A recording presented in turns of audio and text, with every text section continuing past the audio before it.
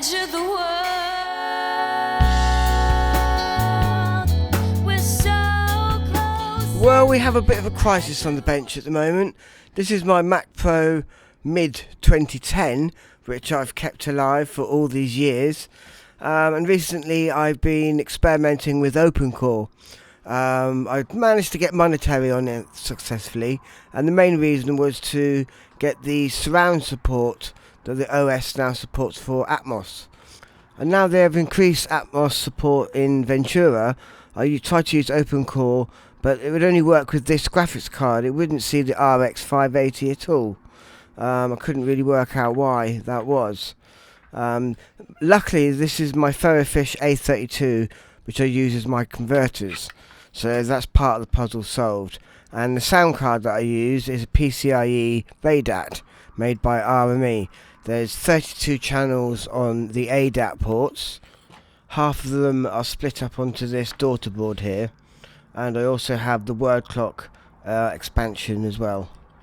And one of the best things about this card is it's actually 36 channels inputs and outputs, because on this connector here you have an AES and an SPDIF, and this gives me 2 extra digital stereo inputs and outputs, which I run to the Eventide harmonizer Orville here. That can run 2 engines at the same time, so having that extra I/O is ideal. During lockdown I pimped it out to 48GB of RAM and a 3.46 GHz 6-core Intel processor, but I think it's time now that this MacBook Pro is going to have to take over. So this is the start of the big jump to Apple Silicon. I don't really want to lose sight of my RME, because those 2 extra digital stereo outputs are essential. So the cheapest option for me would be something like this RME Digiface USB interface. It has enough ADAT ports that I need. Unfortunately it's USB 2. And I lose my 2 digital stereo connections that I need to run to the Eventide Orville. And then if we step up, I could use this MADI interface, because my converters have MADI inputs, but we're in the same boat that I still lose my 2 digital stereo connections. And again, this is USB, which is not ideal. And then finally there's the MADIface XT, which will give me a couple of analog inputs and outputs. It has the MADI and it has an AES, so I might be able to use one of the analogs for one side of the Eventide and the AES for the other side. However, that's £2,000, so things start getting quite expensive. So another option is to rehouse the RADAT into a PCI expansion box. When we got these trash can Macs in these studios that I work at, we used Sonnettech back then, and they were the only people that were making the boxes at the time. So all our studios with the trash can Macs each have a Sonnettech PCIe expander box with it, and they are still going strong to this day. And they all have Avid HDX cards built into them.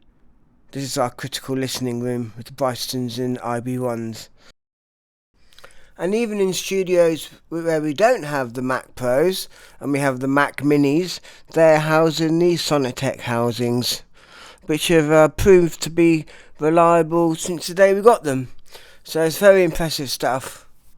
And in our Dolby Atmos room, again, we have another Mac Mini mounted in a Sonnettech rack. Unfortunately, they're only populated with one Mac Mini. And recently I found out that they don't just do complete computer housings, but they do actually do PCIe expansion boxes. You must see this hilarious video by Frequency Manipulator. I'll put a link below. And because they're called Sonnet, which obviously has musical or songwriting implications, it's quite reassuring, and even more reassuring is that they've been tested with RME products. Now let's have a look at the Sonnettech website, and we go to the Thunderbolt section, and they have a whole host of PCI expansion boxes. The Echo Express SE1 is a possibility. It has, you can fit a half-length board, which my RME is, plus a daughter card, so that would fit everything I need except for the word clock option, which I think I'm going to have to lose anyway. That's not really a big deal. And these are $349. The next one up would be the Echo Express SE3E, and that would work for me as well. This one is $700, although I believe, difficult to say without looking at the pictures, but it does have 3 PCIe slots.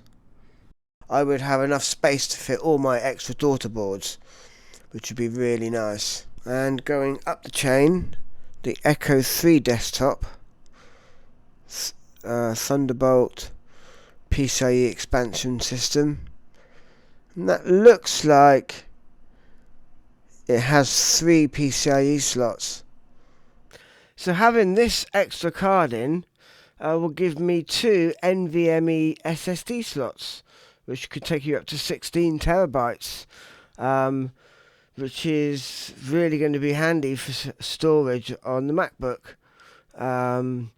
Obviously, I have been spoilt on the Mac Pro with the amount of hard drives that you can put in there. They also do a Dream machine, which has 4 slots for NVMe SSDs. This is a great way. It can go up to 32 terabytes, but you could build up slowly with the cheaper ones, and I'm sure as time goes on the bigger ones will become cheaper and you can upgrade slowly over time. And also I found on here was this card, the Mac5er. This card has 2 NVMe slots, but it also has a 10 gigabit Ethernet port and an extra pair of USB-C ports. So I'm not quite sure which of the other chassis this card fits into. I might have to do a bit more research, but to be honest with you, I don't really want to get rid of my RME because it fits my studio perfectly, and going this route with putting it into a box and adding extra storage, well, that just seems like a dream come true. So hopefully in a future video I will be able to demonstrate by choice. Catch you next time. We're so close in the edge of the